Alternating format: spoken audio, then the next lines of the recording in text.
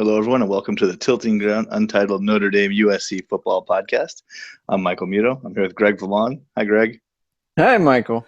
Hey, a little more chipper than I thought I would have found you today. Hey, man. The Lakers are about to win a game, so I'm gonna be fired up about that.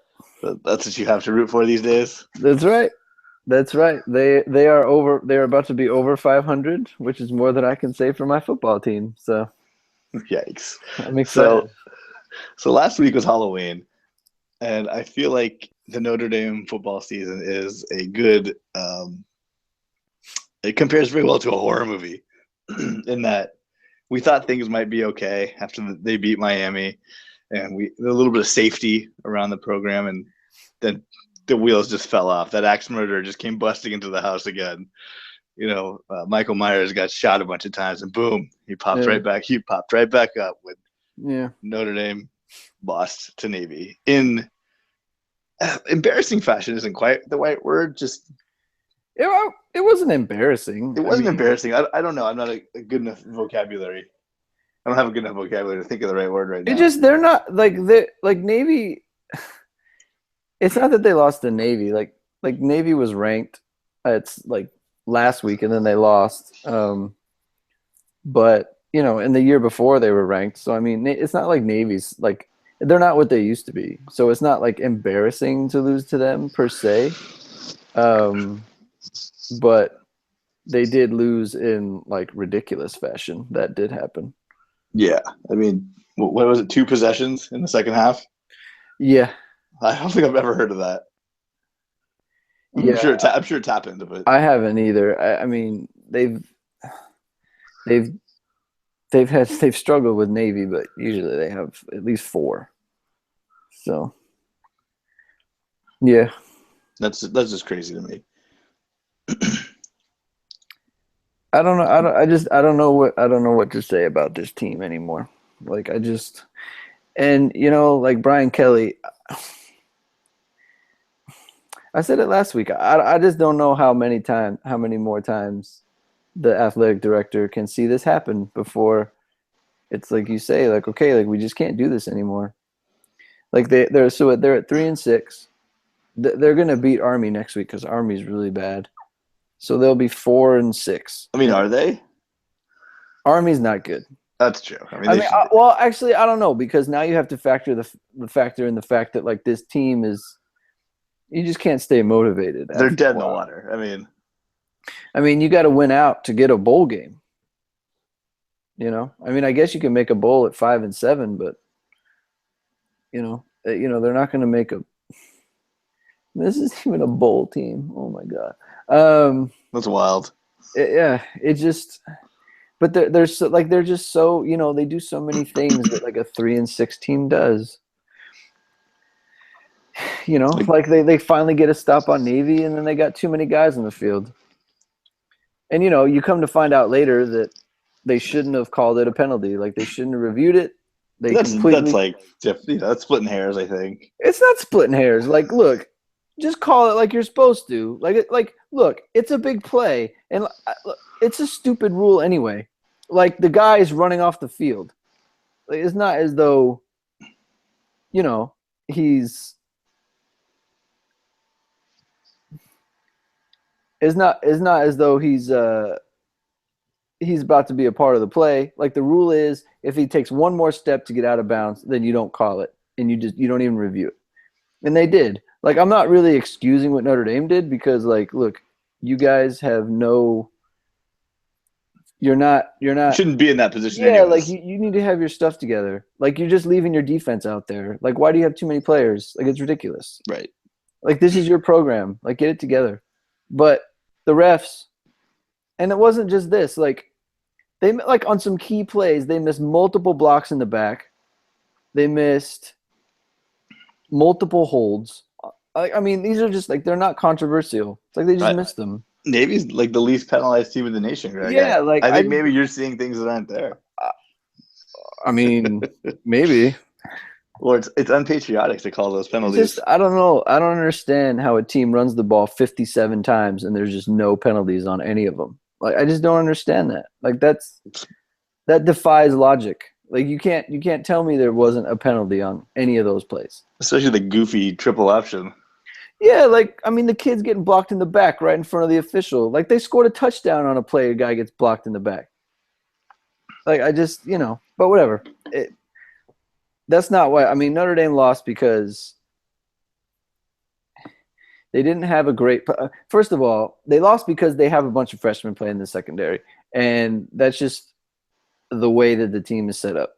I mean, that they're young in the secondary, and when you have young guys in the secondary who haven't seen the option, like they're gonna get destroyed because Navy can just isolate them. And I don't know if I said it on the pod or if I said it to Tim, but Navy can just isolate them and make them make every tackle. And if they're Right. if they have to make every tackle, like yeah, they'll make tackles, but Navy's going to be in 3rd and 2 on every possession. They're going to be at 3rd and 3, 3rd and 2, 3rd and 1, and they're always going to get that because they're just going to go for it twice. So, No, right. I mean, it's true. It's what they want. They want these young guys to have to make the play, and it works out perfect for Navy because that's what they do all day. Is just their goofy triple option. They're ready for 3rd and 2. And yeah, they love it. They love it. They run the same thing over and over again. You know who's not ready for 3rd and 2? As you told me multiple times, the Notre Dame Fighting Irish, who love to go empty backfield.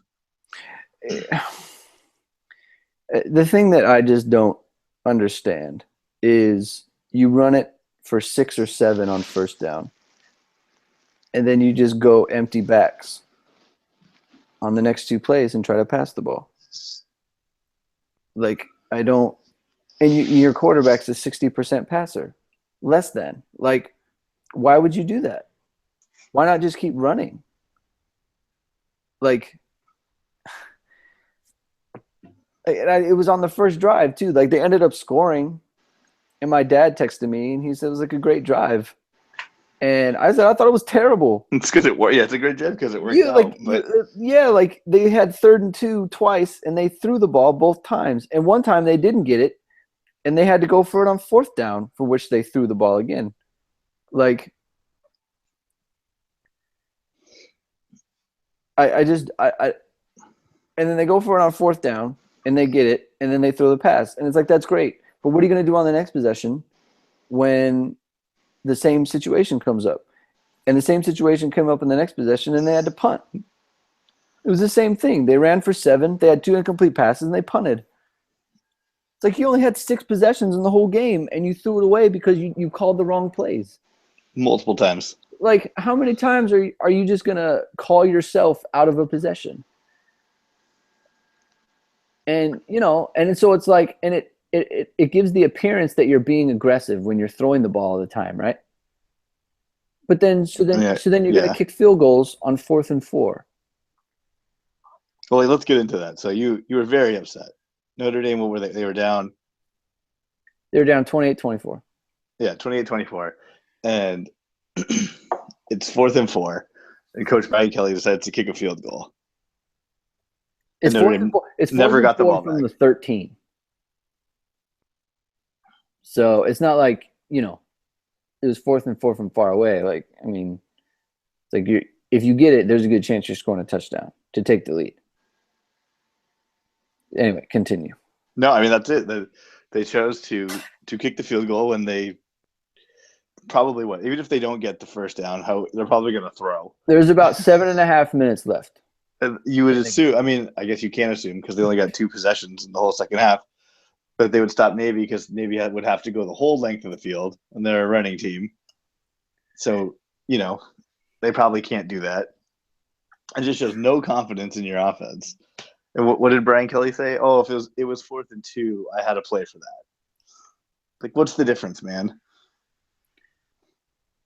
I guess the thing that I don't really understand is saying the thing like today he says, I'm comfortable with the decision. It's like, you ever see the movie Swingers? Yes. Everyone's seen Swingers. Okay, so there's the scene when Trent is telling Mikey, like, you got to double down on 11. And he's like, you got to double down on 11. He's like, well, not always.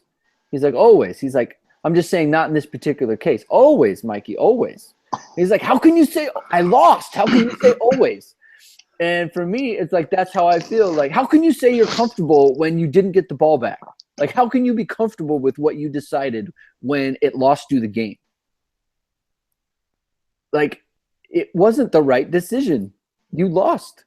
Like, you didn't get the ball back. What you planned didn't work. Like, I don't understand why a coach can't just say, you know what? I completely did the wrong thing. I should have gone for it because we didn't get the ball back. Yeah, in hindsight, since we never got the ball back, I really should have gone for it. It was the wrong choice. Like, obviously, I had two options and I picked the wrong one. That's a mistake. Like, period. I mean, everyone knows it. I mean, all he had to say was, I thought we were going to get the ball back, and then we can kick a field goal for the win. And it's just so weak, and it's so passive. Like, how can you give the ball up to Navy, who just went 16 plays in 75 yards and took up 9 minutes? Which was crazy. It just happened. And now you're going to kick a field goal without taking the lead, and you're just going to hope to get the ball back. It's like, what? Like, that's playing so passive. Like, it's protecting something. And it's like, you're 3-5. What are you hoping for? Like, what are you protecting? You're playing it safe as a 3-5 team.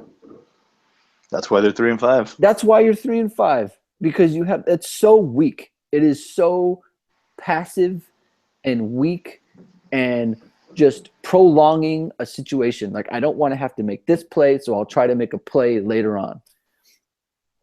And here's what's funny, Michael. Let's say they did stop them, right at the very to try to go X amount of time. And I'll bet you at some point they would have had a fourth and longer than that they would have had to convert to win the game. It's like you have 4th and 4 with a quarterback that is supposed to go in the first round of the NFL draft, and you decided to kick a field goal, but on 4th and 2, you would have gone for it. Like, what play are you going to run on 4th and 2 that doesn't work on 4th and 4? I mean, unless they're running, I guess. But we all know that would not have been a run play. Right. So what pass do you have on 4th and 2 that doesn't work on 4th and 4? None. No one has 2-yard passes. No one has only 2-yard passes. Yeah, I mean, that's what I meant. You don't have a play in your playbook. You're an offensive coach. You don't have a play that says, okay, we need 4 yards. I'm going to run this play against this team. Like, what do you game plan for? Like, what are you doing during game planning?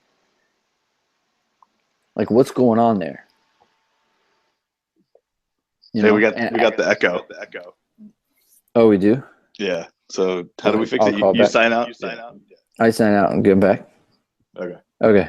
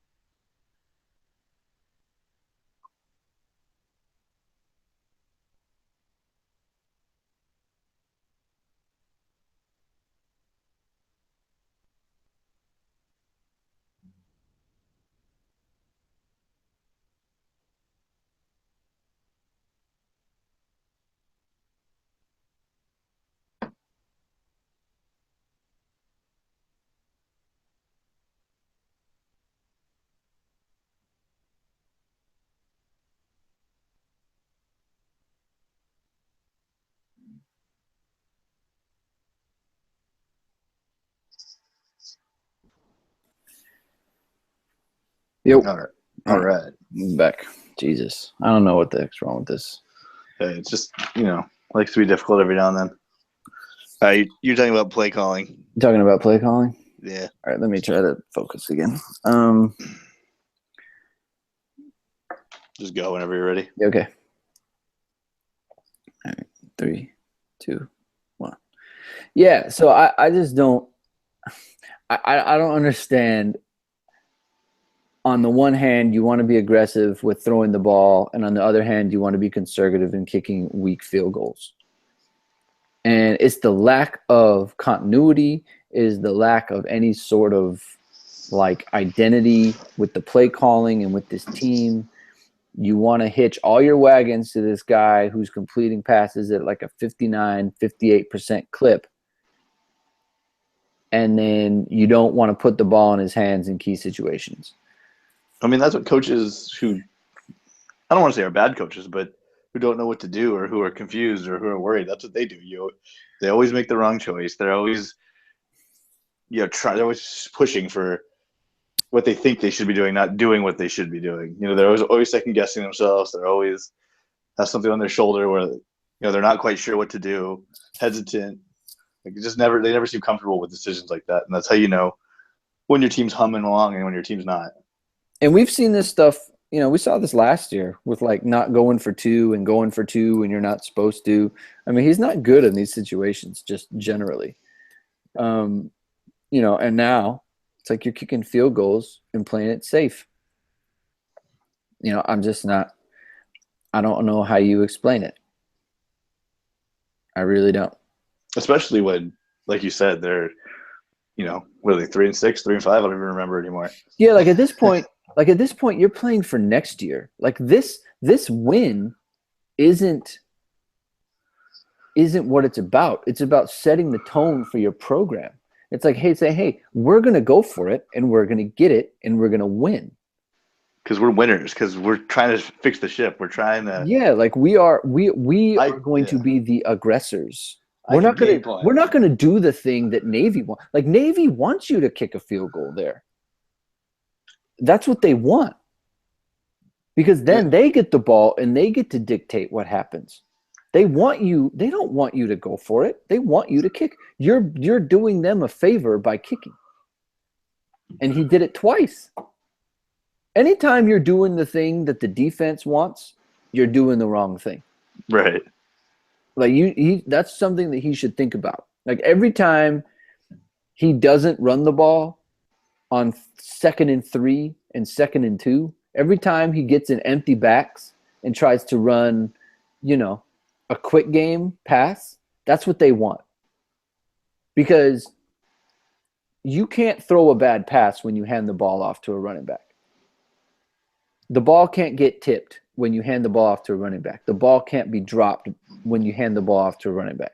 I mean, it can, but yes, I know what you're saying. You know what I'm saying? Like you don't. The defense can't keep you from handing the ball off. Right. And every time they do it, every time they go away from the running game, every time they pass on 2nd and 2 and 2nd and 3, 3rd or 2nd and 4, you're doing them a favor. Well, they just put themselves in these like complex situations too, where it's like they had was like a jet sweep or something to CJ Sanders, and it's like you made this kid run like 15 yards to gain 1.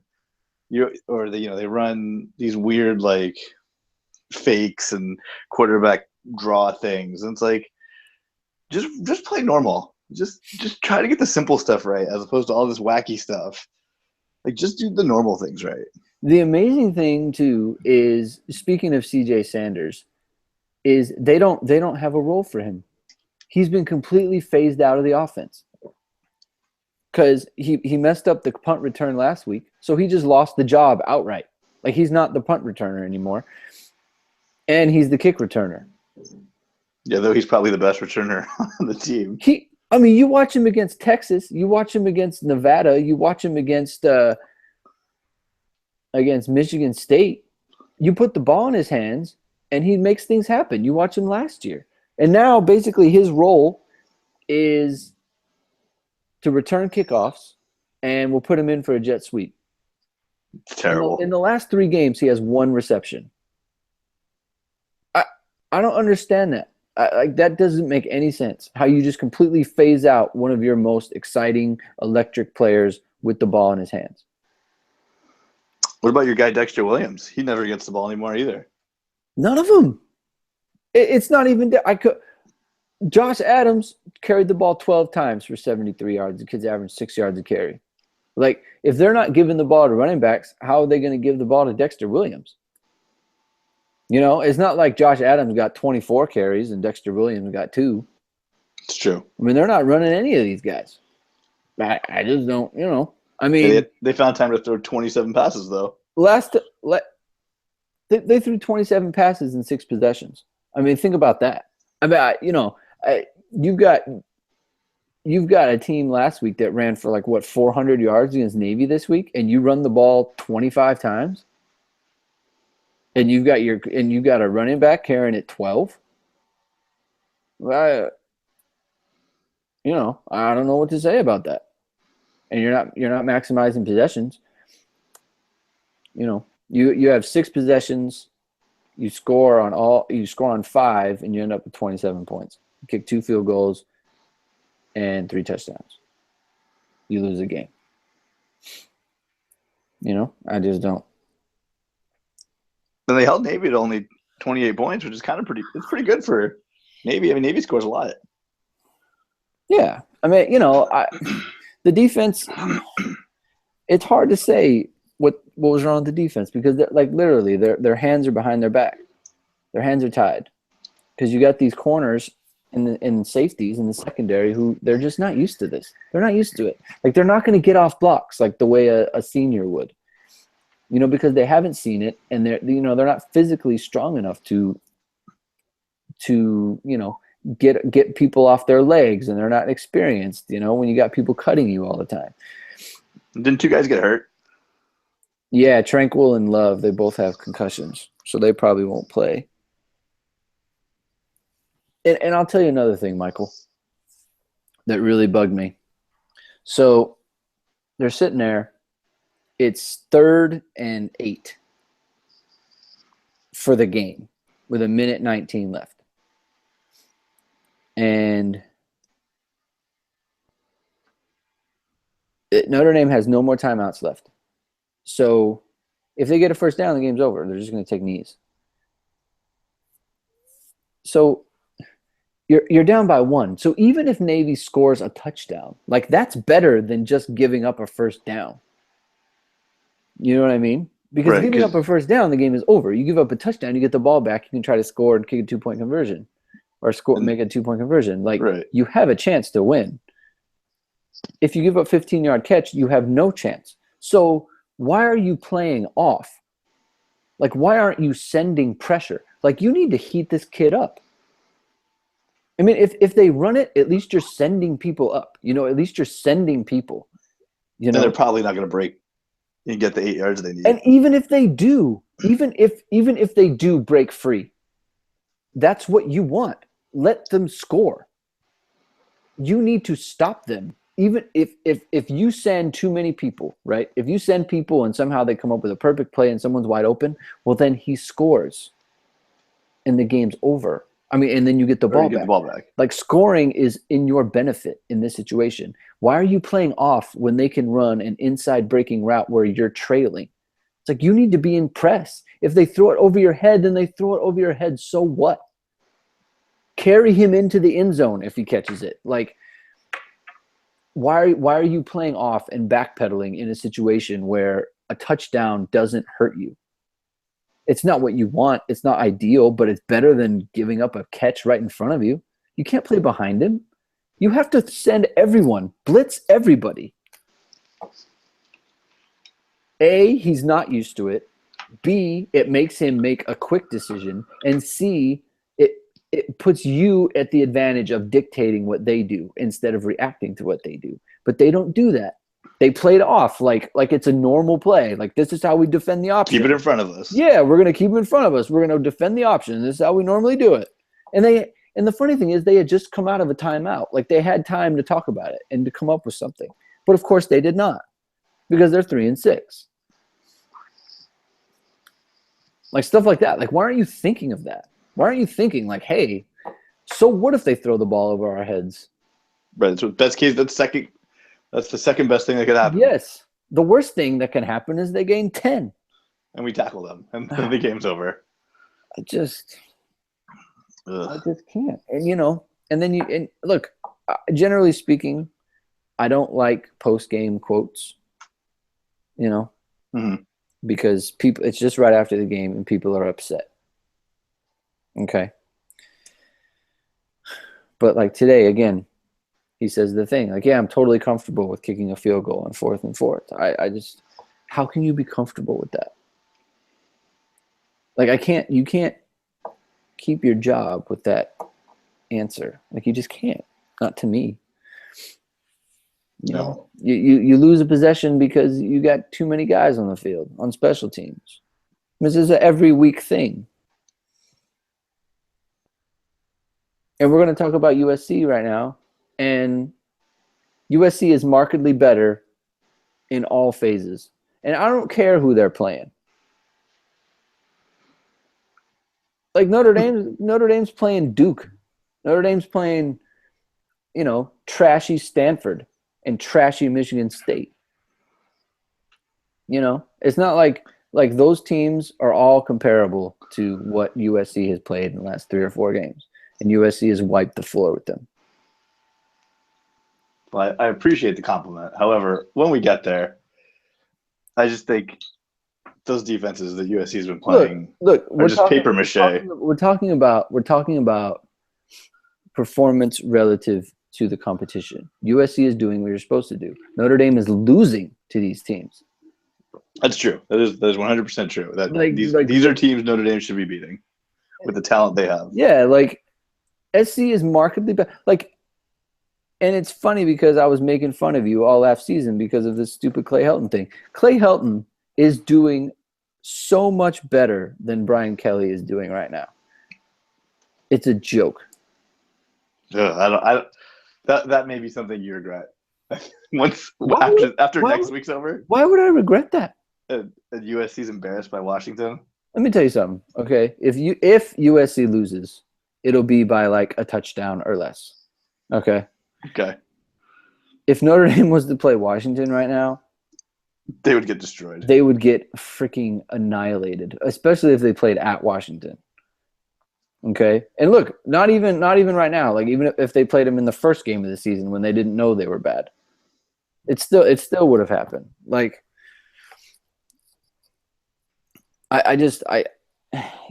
you see a guy make these kind of mistakes, like that just has to be it. I'm sorry. So you're leaning towards no more Brian Kelly next year?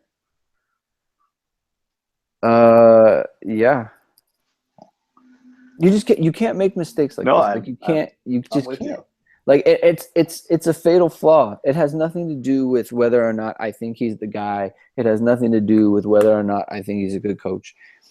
Maybe he is, but like this team is like if they had won the game, if somehow they had won the game like they did against Miami, like they still have the same problems. Like the difference between winning and losing is just a bounce of the ball. The kid fumbled on the one. It happened to bounce to Deshaun Kaiser instead of bouncing to the Miami kid. Like you didn't beat them because you were better. You didn't beat them because you played better. You beat them because the ball bounced the right way. On Saturday, the ball did not bounce the right way. And so they lost. All right, so we had mentioned it. Next Saturday, Notre Dame plays Army. We assume that Notre Dame's going to win. Safe assumption at this point. What's the line? I think it was 13. But I want to make sure. I want to double check before I make it official.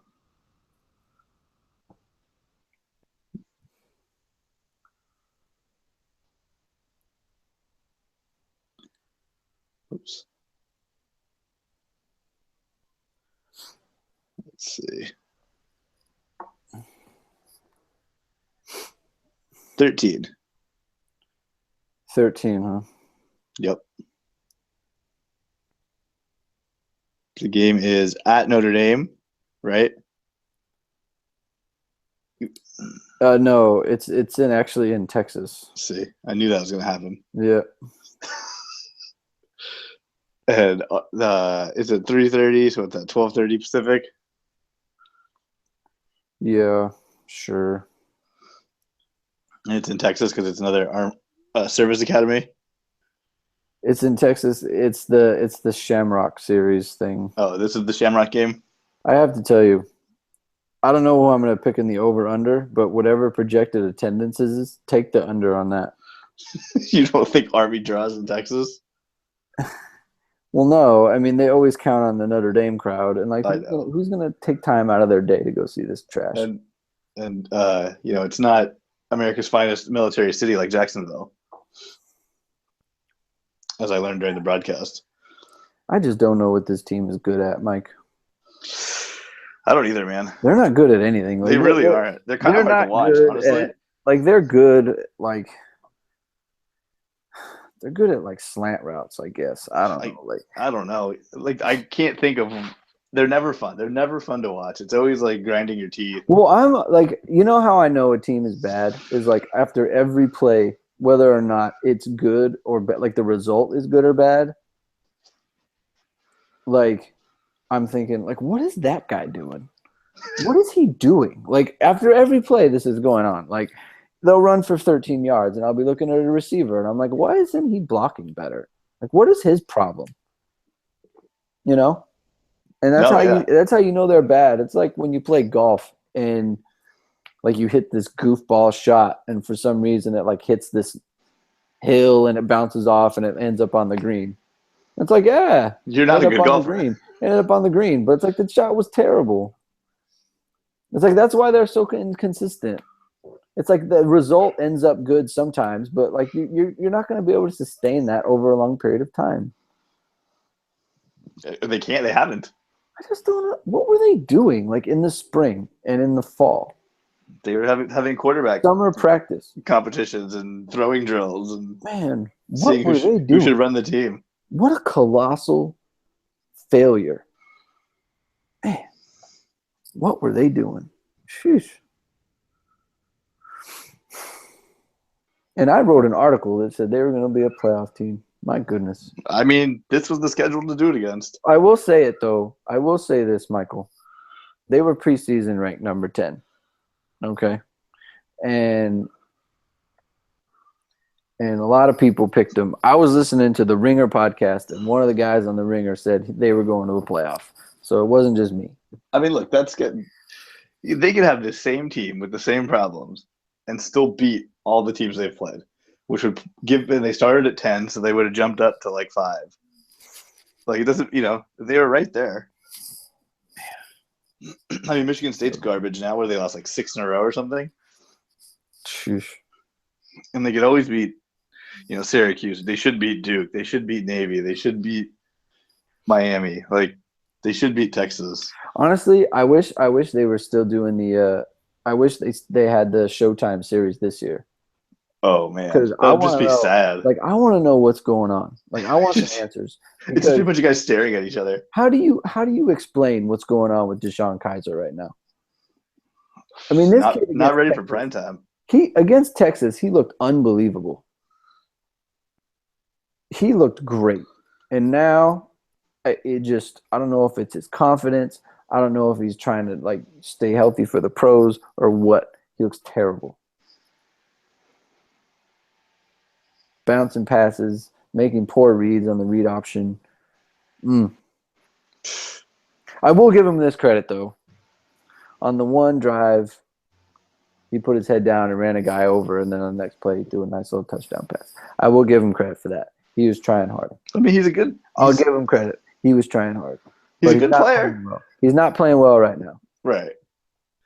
Oh, well. All right, what do you got? You got a point? You can give the points, you can take the points. I don't have an over-under for you. Oh, you know what, Michael? They can prove it to me. I'm taking the points. They can prove it to me. I'll give the points. I'm taking them. They need to show me that they're capable of winning. I'm taking the points in every gauntlet. Gauntlet has been thrown by Greg. That's right. I'm drawing a hard line on the line against Army. That's what I am right there. Before we switch over to USC, there's one thing. When Notre Dame plays Navy, for me personally, I need Navy to have fun uniforms because honestly, like when I leave the room and come back in or like get a glass of water or something, You don't know who's who. I don't know who's who. Like they need like SEAL Team 6 helmets or I don't know, something fun like Special Forces something or other or Marine Corps this. Like it's just I can't keep track of. I'm not like the second my attention breaks, I need another beat to figure out who's who. Mm. With the gold and the blue and the white, it's just not for me. Also, that is really terrible that they make Notre Dame stand behind Navy when they sing the stupid song. You know who makes them do that? Like I get it, it's fun and it's a tradition or whatever, but like, You know who come makes on. them do that? Who? Charlie Weiss. Ugh. Yep, that is his lasting legacy. It's like, yeah, I love the service academies too, but I wouldn't make my 20-year-old kids who just got embarrassed on TV stand there and listen to someone sing a song about how they beat you. I just don't like. They don't do it. Yeah, the Navy doesn't go to listen to Notre Dame song? No. How rude. So like, it's a football game. Like I get it, shake hands, do a prayer circle, whatever. That's like, fine. I don't need you to be super over sad. there. Yeah, like I think the players appreciate the military. Yeah. Like they don't need to emasculate themselves by going to stand behind them after they just beat you and they're jumping around. Yeah. It's such a terrible look. It's just go in the locker room, man. They shake hands afterwards. You know? They stand during the national anthem. Like, what do you think that's for? Yeah. Sorry, those are my final two thoughts on That's Notre cool, Dame. man. I'm in. Yeah. I'm in a bad mood again. Good. I'm gonna watch Laker highlights after this. D'Angelo Russell just dribbling around people. He was terrible tonight. That's fine though. All right. Speaking of Los Angeles, let's switch over to the USC Trojans. Yeah. I feel like a broken record. It's the same thing for like 5 straight weeks. I guess not against Colorado. There was a little hiccup there, but 3 straight weeks for sure. I think we should have a podcast about what happened to Oregon. Oh man, we may need like detectives and like forensics and Man. those guys fell off the map real fast. They're as bad as Notre Dame is. And you would think that like what they're still getting kids from Oregon and SC scraps. Like there's no difference to what they were doing before. They still have fun uniforms. They were in a big bowl game like 2 years ago. Like nothing's changed. This team's awful. It's like Miami with Larry Coker. Just as soon as Butch Davis left, it's just like there was just a steady decline of recruiting. And once all of Butch Davis's guys were gone, then you're just left with the scrap heap, and that's not going to work. Well, maybe Chip Kelly can come back. Maybe. I mean, the guy had cachet, man. And Mark Herzlich, or whatever his name is, like, he just doesn't. No, he does not. So USC played another bad Pac-12 team, and USC did what they're supposed to do, and they beat them good. They whooped on him. It was never in doubt.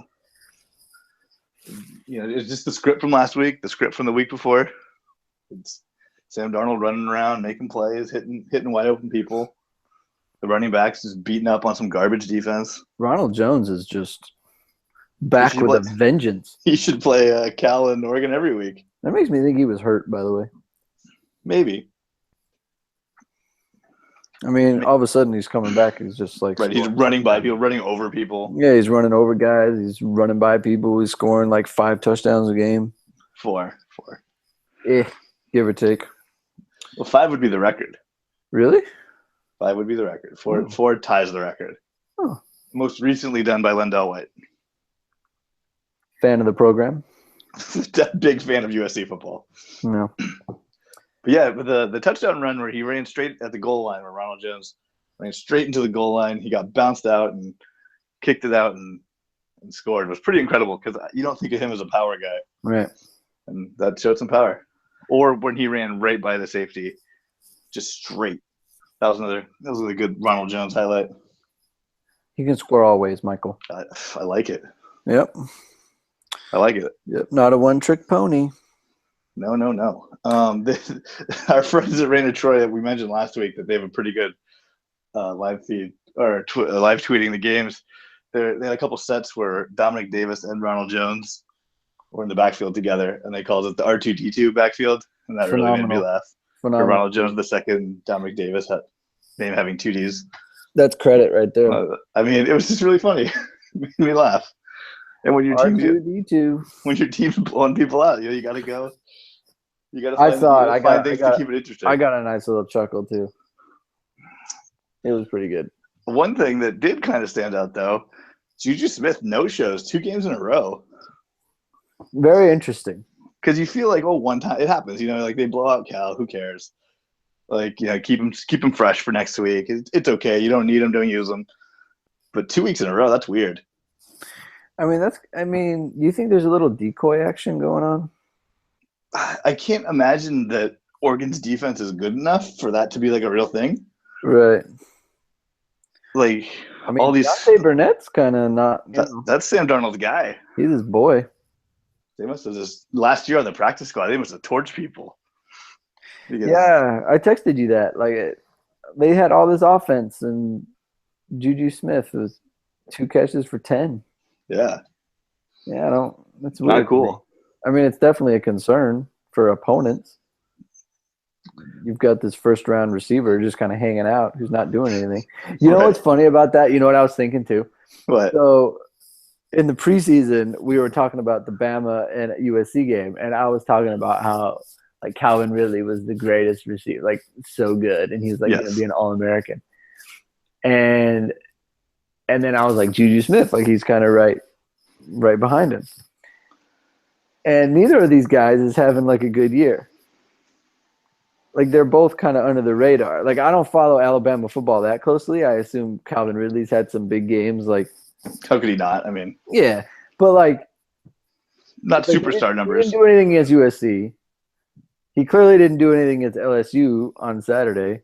Like what's going on here? Like they can't get this guy the ball. I don't know, man. It's weird. It really is weird. It's the same thing with Juju. Like what's the problem? Like you'd think they would just have some plays for him just to get things going. It's like, did they become bad? Like this guy caught 90 balls last year. What happened? It's like, look, I know that, people focus on him, but it's college football. It's not like Bill Belichick's. Right. It's not like Bill Belichick's coaching for Oregon. It's definitely not like that. Yeah. So that's totally like what you I thought. said, like how sophisticated can it be to take a guy away? Oregon does not have a scheme that takes Juju Smith-Schuster away. Yeah. Like, I don't care what they think they have. They just don't. Hey, man, Sam Darnold's going to take what they give him. That's what he does. He's going to take what they give him. That is what he does. And it works about another tight end touchdown, which was great. You love the tight ends. I love the tight end touchdowns. They used Adoree Jackson as a decoy, which is phenomenal play calling. They just had him run a streak. They got the safety in the corner, cleared out for somebody underneath. Beautiful. Use him. It was beautiful. They had him run some garbage like angle route out of the backfield, and he got bumped by a linebacker, and it just ruined the whole play. Yeah. But whatever. Take what you can get. Michael Pittman he finally showed up as the one freshman who does things on this team. He had a pretty big game. He had a nice little one-handed catch, if I recall correctly. He had a fun punt return too, which I thought was kind of dumb. I guess Oregon's known for directional kicking, so USC did the thing where they had Adoree Jackson float to the direction of the field the ball wasn't going to. Oh, got it. So all the defensive players ran towards Adoree Jackson, and then Michael Pittman got like a 25, 30-yard return. Whatever. That's a little cocky. Yeah, I don't like that. It's a little cocky. Like that's a little like I don't know. I think you save it too. Like you don't waste that on Oregon. To me, when did they do it? It was the first punt of the game. Oh, okay. So it was in the okay. Well, yeah. Then that's fine, I guess. I was gonna say like if you did it in the second half when you're already up, it's like now you're just kind of being a jerk. But it was the very first one. I mean, look, if they saw something, let me tell you something. Actually, I take the whole thing back. if their coaches saw something on film that they could exploit, then God bless them for having a plan and trying to do something.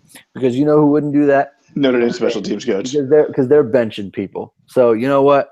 All credit to Oh, can we go back to the Notre Dame game for a second? Please Another comment do. I forgot to make. They showed this sad clip of the Notre Dame sideline. There were like 15 kids trying to like What did I tell you? sway or pump each other up, and it just looks so sad. What did I tell you? They're all kind of far away from each other. It was just the saddest The first time attempt I've ever seen. The first time I saw it, I said on this podcast, Notre Dame does not do that. They are not that kind of program. Brian Kelly is not that kind of coach with the swaying back and forth. That is false bravado. And what did we see? Oh, it was so sad. There were like, it wasn't even 15 guys. It was like 8 guys, like jumping around, looking goofy. But they were all spread out. Like it was really weird. They weren't spread out. They were together, but the offense was over here and the defense was over here. And then you had just these guys just jumping around like a bunch of goofballs while they were down like 28-24 against Navy. And like that's so why they don't do it. That is not them. I tweeted it out. Like the mosh pit's getting a lot smaller. Like pretty soon it's going to be like 2 guys, just like they're going to be 2 guys sitting on the sideline playing patty cake together. It'll be 2 like walk-ons who are just happy to be there. It's just it is so like I don't like it when teams all of a sudden it's like, hey, we're going to get things going. We're going to jump around on the sideline, which is ridiculous. Don't try to be something you're not. You're not that. If you're going to be that, you have to be that. You don't pick it up in game 5 or game 6. No, I agree. Sorry, I digress. But no, it's fine. It struck me. It's fine. Adoree Jackson had another big tackle. He went one-on-one with Royce Freeman and took him down, which was pretty impressive. I like how we're highlighting his tackles. Well, I just don't think you expect it because he's not that big. I mean, he can make a tackle. And we kill him for his corner play. So I feel like, he's the star. He's the captain. He's the star. When he does it, that's his highlight from the game. Yeah.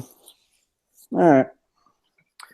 Good tackle. I talked about him running straight down the field as a decoy. Like, at least he did something on this note. At least he did something that'll get him a stat. Yeah. It's like, come on, he's allegedly the best player of the team. The other best player of the team went 2 for 10. Like, I got to talk about these guys. That's funny. Let's see. No fumbles for Sam Darnold. There was a bad handoff exchange, but yes, he recovered. So that's a positive. Okay. Considering that, fumbles had been an issue of late. I'm trying to think. Anything else exciting happened that people were talking about Porter Gustin on the broadcast, and I'm not buying the hype. I'm sorry. I get it. He'll make a play here and there, but I don't know. I mean, he's still a sophomore. So I'll be very interested to see how this game goes on Saturday. Well, let's just get there. Let's just do it. It's USC Washington Saturday in Washington. It's a 4:30 game. I think they get exposed. I'm sorry. What's the line? The line is 8. It started at 7. And now it's 8? Yeah. I always do that. You always ask me what the line is, and I tell you, and you tell me, and then I repeat it. Like, because it moves, right? Yeah. So every time it starts at, so you're always like, Notre Dame started at 7, and now it's 6. So it started at 7? Yeah. And now it's 6? Sorry, this is bad podcasting. No, that's great. People like it. They want to know the numbers. It helps reinforce what we're talking about. So the over-unders aren't out yet. So it's hard for me to think like USC's. Like, I think it's just going to be one of those games where it comes down to like one possession. It's going to be a good game. Like, USC is good. I know you don't think so, but they're good enough to compete. They're good enough to compete. But I just worry that if their best receiver can't get yards against Cal and Oregon, that's worrisome. And they may not have Justin Davis. They may not have Cedric Ware. Ronald Jones has looked good, but those are against the 2 worst rushing defenses in all of college football. Like, What if the fumbles come back? Darnold threw a pretty crappy interception against Oregon, trying to force it in there. And he made up for it the next drive. But Well, I mean, yeah, like if they do all the bad things that they were doing before, then yeah, maybe they will get run out of the building. But like, I just think they're playing well right now. And I think they have a lot of confidence. I think this will just be like Utah. I don't think they're gonna get run out of the building. Okay, well, what the heck? You wait a second. Utah scored with like 12 seconds left to win the game. Like, what are you talking about? Like that. But you knew Utah was gonna win the whole fourth quarter. That's ridiculous. That's ridiculous. They scored with like 12 seconds left. You can't say they knew they were gonna win. Come on, I'm telling you, it's gonna be a good game. It's gonna be a close game. USC is good. Even they are confident, and even if it's false confidence, they are still confident. They're good enough to hang around. And Alabama or Washington is not Alabama. Washington is not Alabama. That is correct. And they will be in the top 4 this week. That's a lot of pressure. Texas A&M. So it's like, all right, now we're a top 4 team. They're thinking about winning out, trying to make that playoff spot. This is the last big game for them. I guess Washington State's a big game now, but I think they're similar type teams. I'll tell you what would concern me. Okay. If I was you. Because I haven't really watched Washington, but I watched Washington a little bit. Washington's got this guy, number 1, who's a receiver, who is kind of amazing. And he's super fast. And there is someone on your team who plays corner, who's supposed to be super fast, who has struggled in that sort of situation. Is he big or small though? He's not a big guy. Okay, then I'm okay. Well, Will Fuller is not a big guy either. That was last year. That was last year. Agree. Dory Jackson's a better corner this year. Okay. And he only had trouble with the big guy from Utah. I disagree that he's better, but that's fine. I think he's better. I swear. Okay. That's fine. I don't think he's better. Okay. I just don't think he is. Like I think he's pretty much the same as he was, and he's made like 1 or 2 more plays. Okay. Yeah. So mock drafts have come out and they have him as a 3rd rounder. Dory Jackson? Yeah. Yeesh. Someone had him as a 1st rounder. I don't remember who, but most people have him. There's this goofball Matt Miller who thinks Notre Dame's got like the best freaking program like in the country. He's like Kaiser. He's an NFL scout. Like he thinks Kaiser is great. Like last year he had like 8 Notre Dame guys going in the first like 2 rounds. I was like, come on, bro. Let's be real. So what do you have? Kaiser, the guard, Quentin Powell, McGlinchey, Quentin Nelson, McGlinchey. I don't know. Probably some other guy that I'm not really thinking of. I mean, he had Corey Robinson. Some D lineman. He had Corey Robinson as a 1st round pick like 2 years ago. It's like, what do you? That guy's the student body president now. We're digressing again. I know. Well, whatever I saw had Juju projected as a 1st rounder. He was the only one. Chad Wheeler was projected as like 2nd, 3rd rounder. Zach Banner not on the list. Zach Banner, by the way, 2 holding penalties last week. Not great. Yeah, they also. What? Go ahead. Well, I was gonna say I feel like Chad Wheeler. I mean, unless you've got like the people are concerned about like the whatever's going on with him at various points. The long hair. Yeah, well, not the long hair. He's a wild man. Yeah, a little bit of that. Like I feel like that because USC runs the ball really well, and if Zach Banner's not good, and Chad Wheeler's a 2nd rounder, like someone's got to be good on that line. I think it's him. I remember I need a mea culpa here. Like someone said it. I don't remember who. Like Phil Savage or somebody or Phil Steele, whatever his name is. I think said Chad Wheeler was the best one. And I was like, no, that can't be true. Everybody talks about Zach Banner. And that's why I don't scout football players. Yep. But they had a thing before. I don't remember what game it was. It was the afternoon game on ABC. They had a thing before it, and they had a bunch of players. They were asking them who they would vote for president on their team. It's like, Oh, geez. you know, so guys from Texas A&M would say somebody on the team. The coaches would say somebody. I think Jimbo Fisher was like, I'm not picking someone. You guys are crazy. So this is on tape. Anyways, I digress. Point of the story. The last person they asked was Zach Banner. I said, Zach, who on your team would you vote for president? And he goes, me. I'm the only one I trust for the job. And then he proceeded to have 2 holding penalties that night. Like, this guy's a clown. It's not a terrible answer, though. I guess. He's being accountable. Sure.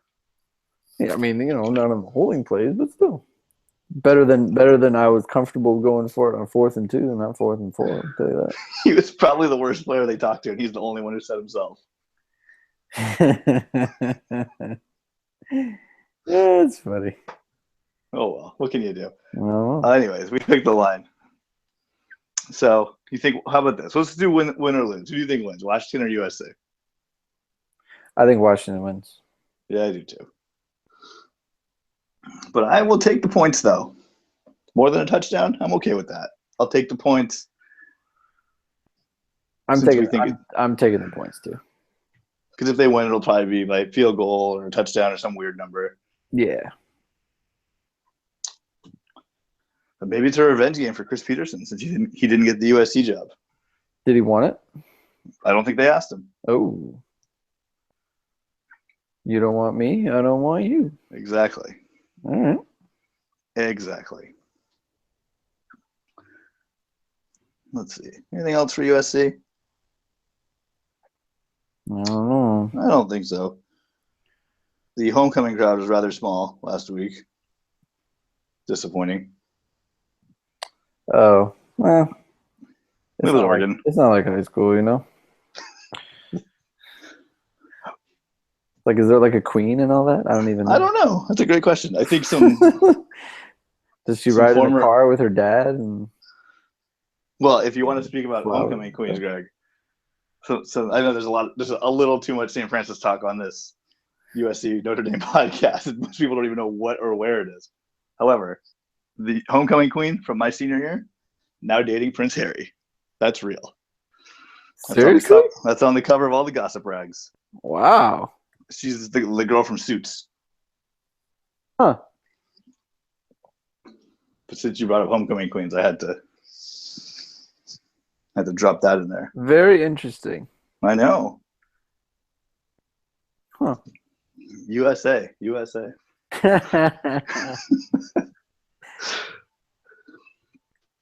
I feel like I had one more fun USC story, and I don't remember what it was.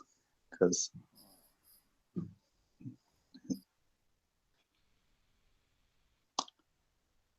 the reader question was going to be, we kind of stepped all over it. That's why I didn't get. That's what it was.